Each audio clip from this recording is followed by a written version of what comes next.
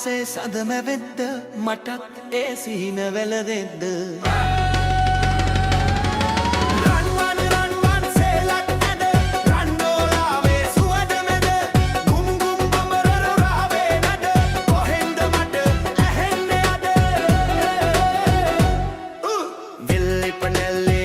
හින සුළඟ අරන් යන කතාවින වලාපොටෙන් සද වහන කොටේ හෙට රට තව තනිය මතක් වෙන රන් පාඩේ සිතුවිලි බාවෙලා නෙතුවග රහසක් ලියවෙලා නොකියූ වචන හඬ නැතිව බඹර රාවේ ගැලවෙලා